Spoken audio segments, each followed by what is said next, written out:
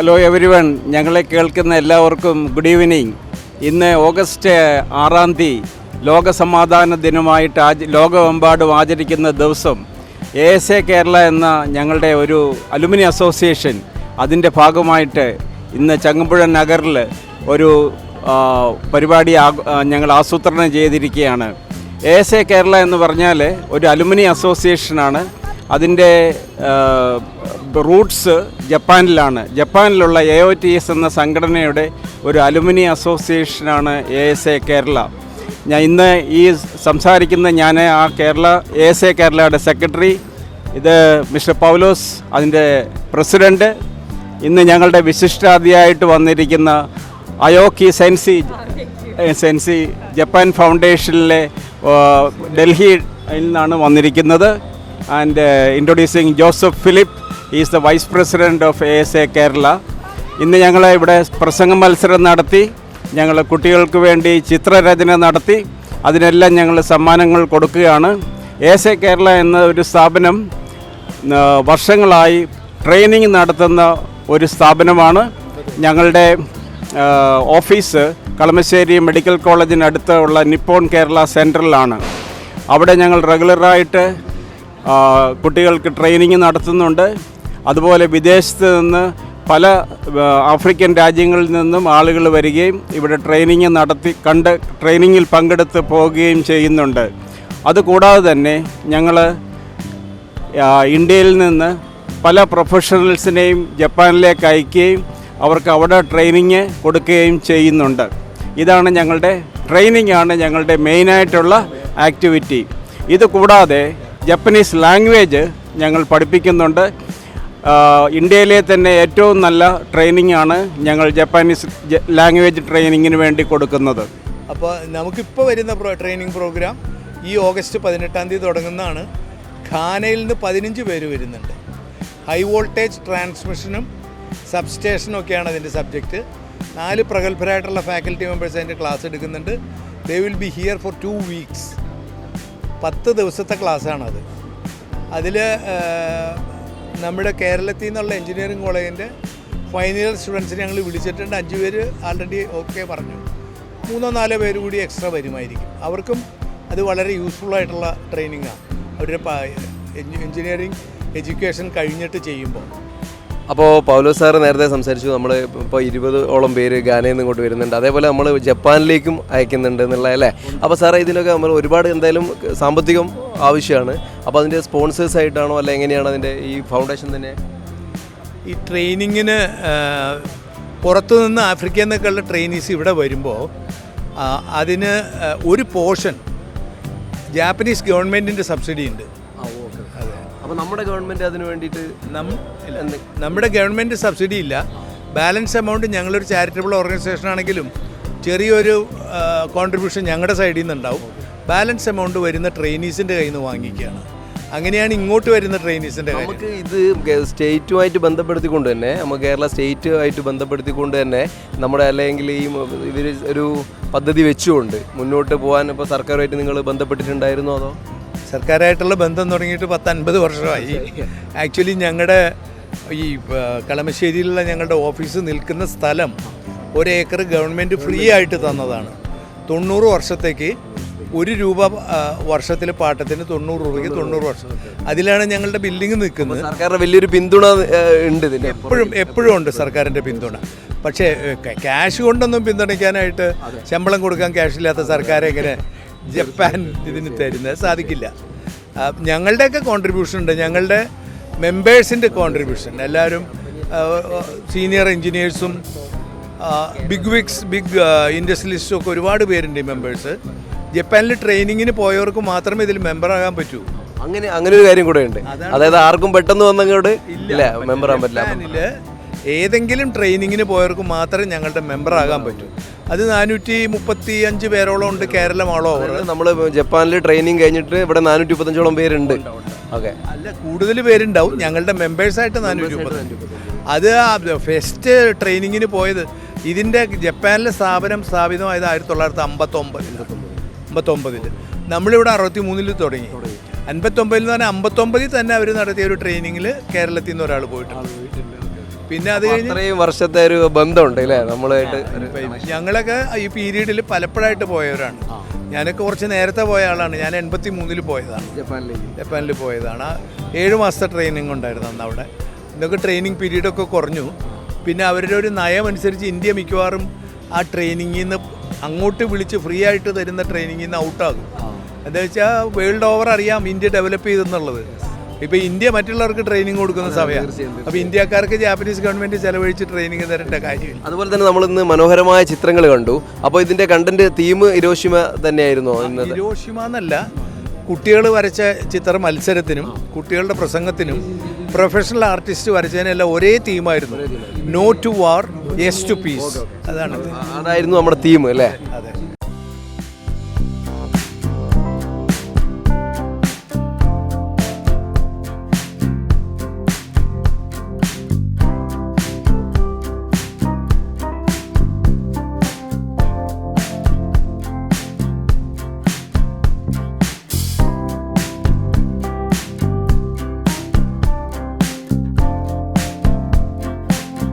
Minasan, konnichiwa. Hello everyone. I'm Sayaka Aoki.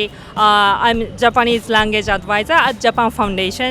And today, ASA Kerala Association, everyone invite me to this very good, big, very happy, anyway, very good opportunity, very important opportunity. So I think I'm very happy to be here. Thank you so much. നമ്മുടെ organisation കഴിഞ്ഞ 60 ചില്ലുവാനം വർഷങ്ങൾ കേരളത്തിലുണ്ടായിരുന്നു.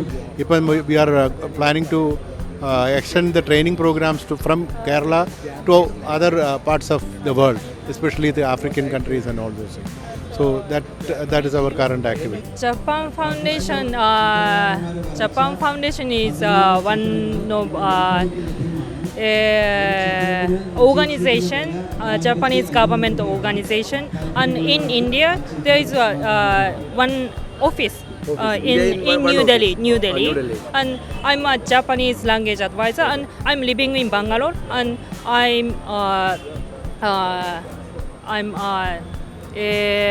I always make a teacher training or students workshop in South India, the Kerala state or Tamil Nadu state or Karnataka state, like that. The 3 states? 3 Andhra Pradesh state. Yes, 4 states.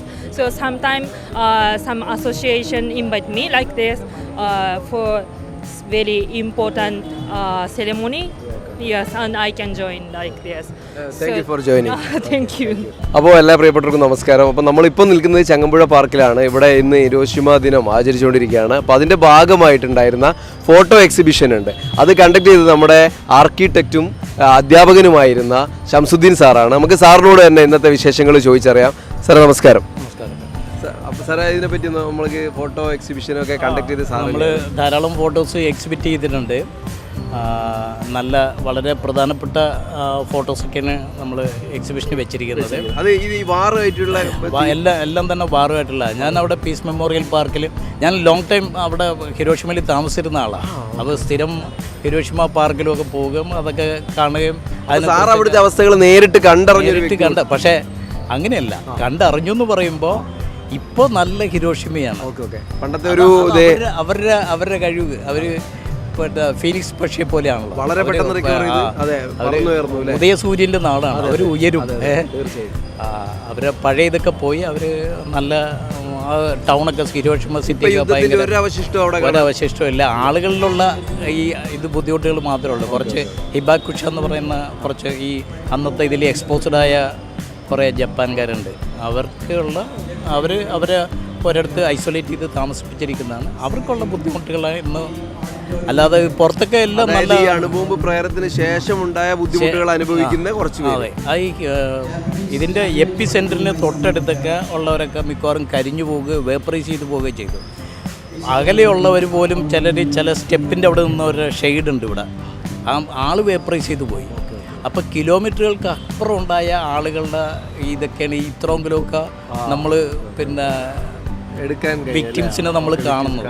കിലോമീറ്ററുകൾക്ക് അപ്പുറമുള്ളവരാണ്, എപ്പി centre അല്ല. അത്രയും ആഘാതം ഉണ്ടാക്കിയൊരു അത് ഒരു പരീക്ഷണം നടത്തുകയായിരുന്നു ജനങ്ങളുടെ മേലെ. ഒരു സാധാരണ ജനങ്ങൾ രാവിലെ കളിക്കാനും ഇതിനൊക്കെ വന്ന കുട്ടികൾ പോലും അതിനകത്തൊക്കെ ഇരയായി എന്നുള്ളതാണ്. അപ്പോൾ നമ്മുടെ ഈ ഫോട്ടോ എക്സിബിഷൻ കണ്ടിട്ട് ഒരുപാട് പേര് അഭിപ്രായം സാറിനോട് പറഞ്ഞിട്ടുണ്ടായിരുന്നു? പലർക്കും പറഞ്ഞു. അതിപ്പോൾ നമ്മൾ അതിനകത്ത് ഓരോന്നും വളരെ പ്രധാനപ്പെട്ട പല ഫോട്ടോസുണ്ട്. അത് നമ്മളെ കരളലിയിപ്പിക്കുന്നതാണ്. നമുക്ക് എന്തായാലും അപ്പോൾ നമുക്ക് ആ ഫോട്ടോസ് കൂടെ കണ്ടിട്ട് നമുക്ക് അതൊന്ന് പ്രേക്ഷകർക്ക് കൂടെ കാണിച്ചു കൊടുക്കാം എന്തായാലും. ഓക്കെ.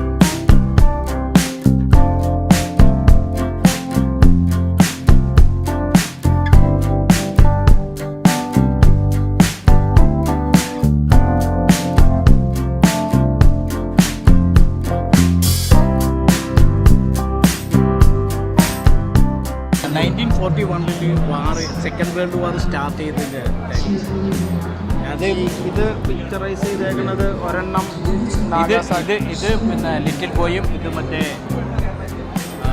നാഗസാക്കിലുള്ള ഫാറ്റ്മാൻ. അത് കണ്ടാൽ തന്നെ അറിയാമല്ലോ. ഒരെണ്ണം ഫ്യൂഷൻ ബോംബും ഒരെണ്ണം ഫിഷൻ ബോംബും ആണല്ലേ? ഈ ഇഞ്ചുറി കാണിക്കുന്നില്ലേ? ഇത് ആക്ച്വലി ഈ ബോംബിങ് നടന്നതിൻ്റെ ആ എപ്പി സെൻറ്ററും അതിന് ചുറ്റുപാടുള്ള കുറേ കിലോമീറ്ററുകളിലുള്ളതൊക്കെ വേപ്പറൈസ് ചെയ്തും ചാരമായി പോയി. ഇത് കുറേ കിലോമീറ്ററുകൾ ദൂരെയുള്ള കാഴ്ചകളാണ്. ഇതെന്ന് ആ റേഡിയേഷൻ ഉണ്ടായ അത് ഈ അസുഖത്തിൻ്റെ പേര് പറയുന്നത് കിലോയിഡ്സ്. അതായത് ഇങ്ങനെ പൊള്ളച്ച് തൊലിയൊക്കെ ഇങ്ങനെ ഒന്നൊക്കെ പൊള്ളി വല്ലതയാവുന്നതാണ്. അത് ഇപ്പോഴും ഇപ്പോൾ 80 വർഷമായില്ലേ, ഇപ്പോഴും റേഡിയേഷൻ അവസാനിച്ചിട്ടില്ല. റേഡിയേഷൻ അങ്ങനെ ചെറിയ തോതിലെങ്കിലും റേഡിയേഷൻ ഉണ്ട്. അത് ഈ അടുത്ത ഉള്ള റിപ്പോർട്ടിലും ഞാനത് വായിച്ചാണ്. റേഡിയേഷൻ ഇപ്പോഴും ഉണ്ട്. അന്നേരം ഉണ്ടായിരുന്ന അത്രയും തീവ്രതയില്ലെന്നേ ഉള്ളൂ. പക്ഷേ ആ ഒരു റേഡിയേഷൻ ആ ഒരു ലിമിറ്റഡ് ഏരിയയിൽ, ഈ നാഗസാക്കി എന്ന് പറയുന്ന ഏരിയയിൽ മാത്രമായിട്ട് നിൽക്കുന്നതിന് കാരണം ഈ റേഡിയേഷൻ അവിടെയുള്ള മെറ്റീരിയലിലാണ്. അല്ല, ഇത് അതിന് പല മെറ്റീരിയലും അത് പിന്നെ ആഗിരണം ചെയ്തല്ലോ. അതിൽ നിന്നുണ്ടാകുന്ന എമിഷനാണ്. പിന്നെ അന്നേരം ഉണ്ടായതിൻ്റെ എന്ന് പറഞ്ഞാൽ ഇതിൽ പല പ്രത്യാഘാതങ്ങളല്ലേ, കോൺസിക്വൻസ് പല തരത്തിലല്ലേ വരുന്നത്. അതായത് യുദ്ധം ഒരിക്കൽ നടന്നാൽ അത് ലോക അവസാനം ഇങ്ങനെ യുദ്ധം ഇങ്ങനെ ഉണ്ടായിക്കൊണ്ടിരിക്കും. ഇതിൻ്റെ ആഫ്റ്റർ എഫക്റ്റ് ഇങ്ങനെ കണ്ടിന്യൂ ചെയ്തു. ഇത് പീസ് മെമ്മോറിയൽ പാർക്കാണ്. അപ്പോൾ അവിടെ സമാധാനത്തിന് വേണ്ടി ഹിരോഷിമ ഡോം എന്ന് പറയുന്നത്, ഹിരോഷിമ ഡോം ഞാൻ കാണിച്ചത് അവിടെയുണ്ട്, കാണാം. ഇനി നേരെ ഇങ്ങനെ നോക്കിയാലാണ് കാണും കേട്ടോ. സെന്ററിലെ പാസേജ് കൂടി കാണുന്നത് ഹിരോഷിമ ഡോം. ഇത് സെനറ്റോപ്പ് എന്ന് പറയും. അത് പിന്നെ world famous architect Kenzo Tange, Japanese ആർക്കിടെക്റ്റാണ്. പുള്ളിയുടെ ഡിസൈനാണ്. ഹിരോഷിമ ഡോമും അതിനടുത്ത് അന്ന് തിളച്ചു പൊങ്ങിയ ഒരു നദിയുണ്ട്, ഓത്ത റിവർ എന്ന് പറയും. അതുമാണ് ഈ കാണുന്നത്. ഇന്നത്തെ അവസ്ഥയാണിത്. നല്ല രീതിയിൽ ഡെവലപ്പ് ചെയ്തൊരു സിറ്റി ആയിട്ടുണ്ട് അത്. അപ്പോൾ നമുക്കിന്ന് മറ്റൊരു അതിഥി കൂടെ ഉണ്ട്. തൃശ്ശൂർ ജില്ലയിലെ വെള്ളാനിക്കരയിൽ നിന്ന് വന്ന ഭഗത്താണ്. ഭഗത്ത് ഇപ്പോൾ +2 ഒക്കെ കഴിഞ്ഞ് നിൽക്കുകയാണ്. അപ്പോൾ ഭഗത്ത് ഇന്ന് ചങ്ങമ്പുഴ പാർക്കിൽ ഇങ്ങനെ ഒരു ഹിരോഷിമ ഡേ സംഘടിപ്പിക്കുന്നുണ്ട് എന്ന് അറിഞ്ഞിട്ട് വന്നതാണ് അല്ലേ ഭഗത്തെ? അപ്പോൾ ഭഗത്തിൻ്റെ ഒരു പ്രത്യേകത എന്ന് പറഞ്ഞാൽ ഭഗത്ത് നന്നായിട്ട് ജപ്പാൻ ഭാഷ സംസാരിക്കുന്നതാണ്. ഭഗത്ത് ഇപ്പോൾ എത്ര വർഷമായിട്ട് ജപ്പാൻ ഭാഷ പഠിക്കുന്നുണ്ട്? ഇപ്പോൾ ഏകദേശം 1 വർഷത്തോളമായിട്ട് ജപ്പാൻ ഭാഷ. എന്താണ് ഇങ്ങനെ ജപ്പാൻ ഭാഷ പഠിക്കണം എന്നുള്ളൊരു ആഗ്രഹം വരാൻ കാരണം? അത് ഒരു കാരണം മാത്രമല്ല, ഞാൻ കൊച്ചിലോട്ടെ കരാത്തെ ട്രെയിൻ ചെയ്തിട്ടുണ്ട്. പിന്നെ അതിനെ തുടർന്ന് JKFന്റെ, അതായത് ജാപ്പനീസ് കരാത്തെ ഫെഡറേഷൻ്റെ ട്രെയിനിങ്ങിന് വേണ്ടി ജപ്പാനിൽ പോയി. അങ്ങനെ അവിടുത്തെ കൾച്ചറും കാര്യങ്ങളൊക്കെ ഇഷ്ടപ്പെട്ട്, ഞാൻ അറിയാതെ ഇഷ്ടപ്പെട്ട് പഠിക്കണം എന്നുള്ള രീതി. അപ്പോൾ നമുക്ക് കൂടുതൽ ഇഷ്ടപ്പെടാൻ കാരണം നമ്മൾ മാർഷൽ ആർട്സിലൂടെയാണ് ജപ്പാൻ ഇഷ്ടപ്പെടാൻ കാരണം. അങ്ങനെയാണ്, അതും ഉണ്ട്. പിന്നെ അതുപോലെ നമുക്കറിയാലോ ഇപ്പോൾ ഹിരോഷിമയുടെ കാര്യം, അങ്ങനെയൊക്കെ പല വഴി, ഇപ്പോൾ ആനിമേഷൻ മൂവി അതുപോലെയൊക്കെ പല വഴികളിലൂടെ അറിയായിരുന്നു. പിന്നെ കൊച്ചിലോട്ടെ അതിൻ്റെ ഒരു ഇഷ്ടം ഇങ്ങനെ വളർത്തുന്നതാണ്. അപ്പോൾ നമ്മുടെ പ്രേക്ഷകർക്ക് വേണ്ടി ജപ്പാനിൽ എന്തെങ്കിലും ഒരു കാര്യം, എന്നിട്ട് ജപ്പാനിൽ പറഞ്ഞിട്ട് എന്താണെന്ന് എനിക്ക് പറഞ്ഞുതരാം. ഓക്കെ. ഹജമി മാസ്റ്റേ വതശി വ ഭഗത്തോ മോഷിമാസ്. അപ്പോൾ എന്താ പറഞ്ഞത്? Nice to meet you I am Bhagat okay nice to meet ചെയ്യാൻ ഭഗത്ത് എന്നാണ് പറഞ്ഞത്. അപ്പോൾ ഇത് എന്നെ കൂടെ പഠിപ്പിച്ചിട്ടില്ലേ? Okay okay. 戦争は止めなければなりません。戦争は止めなければなりません。We should stop war and pray for peace. Madam പറഞ്ഞത് എന്താണെന്ന് വെച്ചാൽ നമുക്ക് യുദ്ധമല്ല സമാധാനമാണ് വേണ്ടത് എന്ന് അവരുടെ ഭാഷയിൽ നമ്മൾക്ക് മനസ്സിലാക്കി തന്നാണ്. കാരണം അതിനു വേണ്ടിയാണ് ഇവരൊക്കെ പോരാടുന്നതും അത് തന്നെയാണ് നമ്മുടെ എല്ലാവരുടെയും ആവശ്യം. അപ്പോൾ നമ്മൾ ഏതൊരു മനുഷ്യൻ്റെ ആവശ്യം നമുക്ക് യുദ്ധമല്ല സമാധാനം തന്നെയാണ് വേണ്ടത്. അപ്പോൾ അത് അവരുടെ ഭാഷയിൽ പറഞ്ഞതേ ഉള്ളൂ. എന്തായാലും നന്ദി, നമസ്കാരം.